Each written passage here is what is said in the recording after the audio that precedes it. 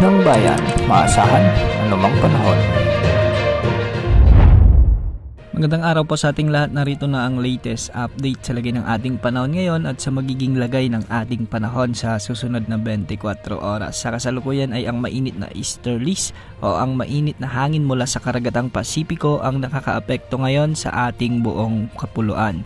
At dahil nga dito makikita natin sa ating satellite animations na ang maraming lugar sa Mindanao gaya sa Davao Oriental, Davao Occidental, sa may Sarangani, Sultan Kudarat, Basilan, Sulu kasama ng Tawi-Tawi ay makakaranas ng maulap na papawirin na may mga kalat-kalat na pagulan at thunderstorms. Dulot ito ng umiiral na easterlies. Dahil dito, hindi inaalis ang banta o posibilidad ng mga biglang pagbaha o pagguho ng lupa lalo na kung may mga katamtaman hanggang sa kung minsan ay malalakas na pag-ulan.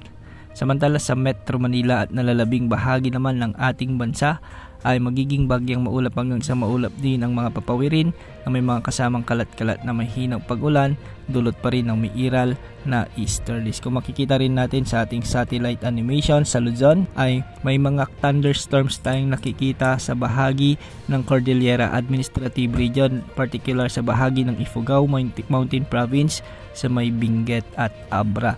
Samantala ilang lugar din sa Ilocos Sur hanggang sa silangang bahagi ng La Union ang nakakaranas ng maulap na papawirin na may mga kalat-kalat ding pag-ulan. Sa Bicol Region, Mimaropa, Calabarzon ay ganitong panahon rin ang inaasahan, kalat-kalat na mahinang pag-ulan din dulot ng easterlies. Samantala sa Visayas, particular sa eastern portion ng Visayas ay may mga kaulapan din tayong nakikita at dulot pa rin ito ng easterlies. Sa Negros Island Region, Central Visayas at Western Visayas ay kalat-kalat na thunderstorms naman ang inaasahan lalo na ngayong pagsapit ng hapon at gabi. Sa nalalabing bahagi ng Mindanao ay bagyang maulap hanggang sa maulap din ang mga papawirin na may mga kasamang kalat-kalat na pag-ulan dulot ng mga localized thunderstorms na pinaiiral ng easterlies.